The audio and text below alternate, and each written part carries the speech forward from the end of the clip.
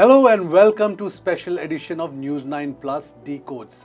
We are bang in the middle of counting day, June 4th, and the trends indicate clearly that the single largest party, the BJP, won't be able to get a simple majority of 272 seats on its own. So what we ask out here is this the return of coalition politics? Joining me is Sandeep Unithan, News 9 Plus editor. Sandeep, we after a past decade was single party rule, Yes. which came after a 25-year-old period where it was coalition politics with about 6 prime ministers in those 25 years. Right, absolutely, Justin. So from 1989 to 2014, when Prime Minister Modi came with that mandate of 282 seats, you had 6 prime ministers all heading coalitions. Now, the story begins in 1984 when you have Prime Minister Rajiv Gandhi coming back with the biggest mandate seen in Indian election 400 politics. plus. 414 seats. Yeah, that's and right. that's a number that no one has hit until now. And what happens in 1989 is that one of his own ministers, VP Singh, leaves the government and starts a campaign. And this is when Bofors Exactly, the gains corruption traction. charges. Yeah, the charges of corruption, the fact that Rajiv Gandhi was involved in the corruption scandal, that brought his majority down to less than 272. So the first time you had the Congress in a minority, first time since independence, and it's never quite recovered from the 1989 blow that it received. Exactly. I mean, if you see the Congress numbers, 197.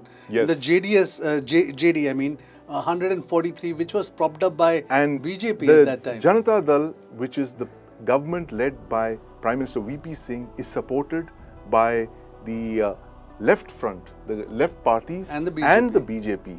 Quite a combination. Yes, and in less than a year, that government falls because the BJP withdraws support over the Ram Mandir agitation. Exactly. The fact that VP Singh brings in the Mandal Commission reservation for exactly. OBCs. And then we shift to 1991. Once the VP Singh government fell, the breakaway faction of that Janata Dal, led by Chandrasekhar, formed the government with the help of Congress out there. Absolutely. We had Chandrasekhar with a government that lasted just 6 months and one of the shortest governments. Of course, that record was overtaken a few years later by Prime Minister Vajpayee. But the fact is that he ran a government, a minority government, just 2-digit members of parliament supported by the Congress, which then withdrew support and the government fell. And you had the elections of 1991. Of course, we cannot forget the fact that the Rajiv Gandhi assassination that happened just around those very days when the election was happening.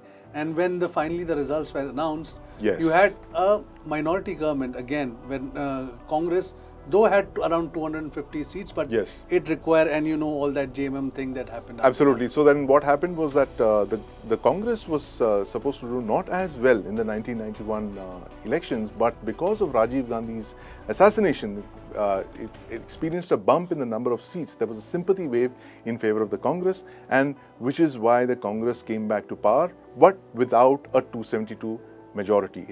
It fell short of the majority and it needed to cobble together a government, a Congress government, supported by various smaller parties, of which the JMM was one. That's right.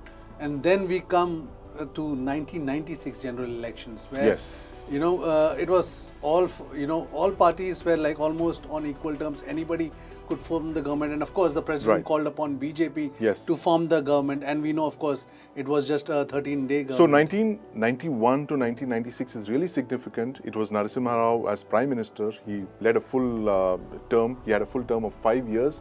And the most significant thing that happens in 1991 is that despite having a government that was not in a majority, he starts off economic reforms. I mean, this is the time when India's gold has to be pledged literally because there's not enough foreign exchange reserves. Your reserves are at an all-time low. And the result of that is they start off economic liberalization. 1991 to 1996, Prime Minister Narasimha Rao presides over economic reforms, but even that is not enough to get him back to power. And in fact, the Congress, as you mentioned, sank to 140 seats in the 1996 elections, and you had the BJP coming to power with 161 seats. Now, let's not forget, this was not the BJP of today. This was a BJP that had just come out of the Ram Temple movement. It was seen as a pariah, a political pariah. The other parties were unwilling to ally with them.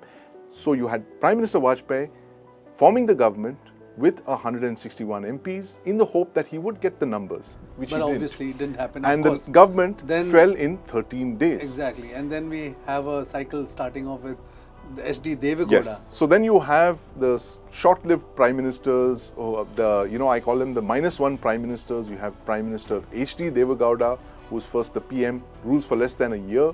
And then he's replaced by Prime Minister I.K. Gujral, again Prime Minister for less than a year. So you have these two Janata Dal Prime Ministerial candidates who rule for less than a year. And left for famously outside support. Yes, and they always needed outside support. So this is the era, literally, in the 1990s, the era of weak coalition governments, a succession of prime ministers, no clear decisive mandate for any political party, and they always have to rely on outside support. So this is literally the ground zero of coalition politics, the 1990s. And then Congress pulls the plug. Yes. And then we go into another round of general And then elections. you come back to Prime Minister Vajpayee in 1998, 98. where the BJP is slowly gaining numbers. It's adding numbers, but the most important change here is that the BJP in 1998 is a party that is now able for the first time to attract coalition partners. So you have the BJP with 180 seats, but it comes to power with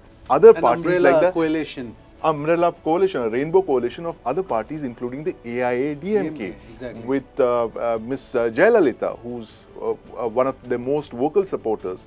But relying on Jayalalitha has its pitfalls as well, which Prime Minister Vajpayee discovers because just a year later, he loses the trust he loses the trust vote by just one vote. Exactly. And then we head to the 1999 general elections, where the BJP comes back with a bigger number of 182 seats, and this time it's got a fairly robust coalition. It's managed this art of coalition politics pretty well. It's trial and error. It doesn't ally with the AIA-DMK, it goes with the DMK. That's right. And you have Prime Minister Vajpayee steering the country through for 6 straight years, including 1998.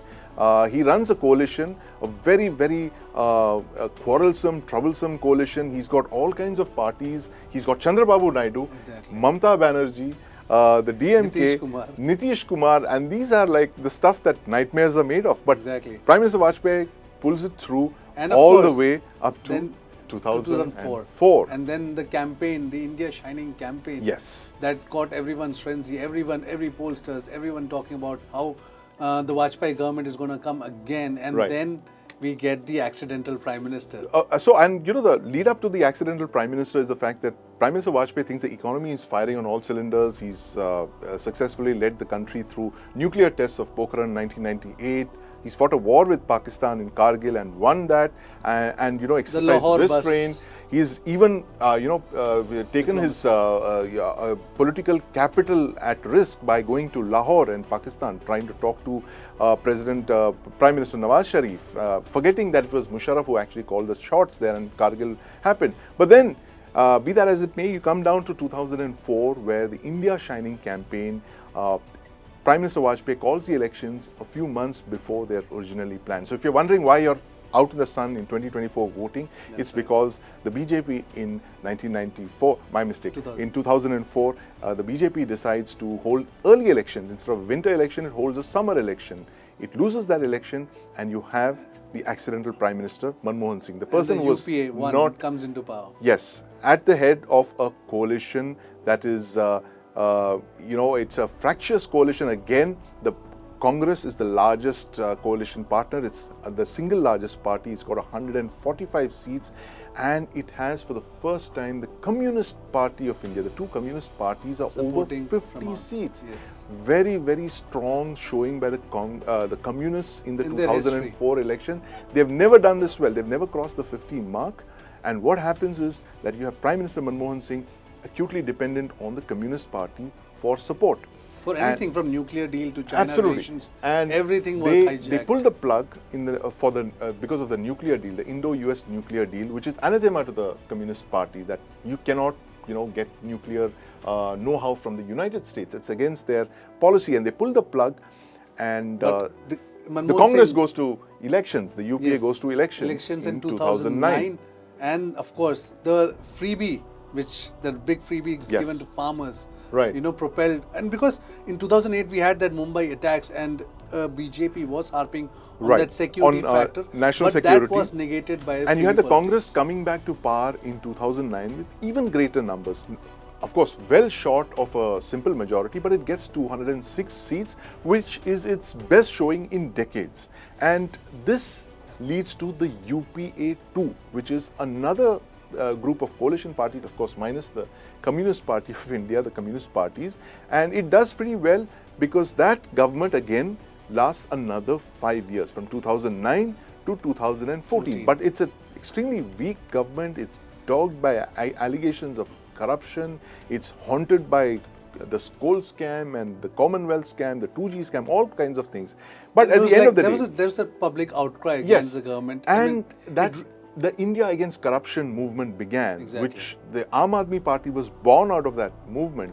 But the fact is that the IAC, the India Against Corruption movement that began in 2012-13, the maximum capital was gained by the Chief Minister of Gujarat, Exactly. who then became the Prime Ministerial candidate in 2013, and he led the BJP to its first ever electoral victory on its own steam, 282 seats in 2014, the first time in 3 decades that a party had returned with a simple majority, ending coalition politics for a decade.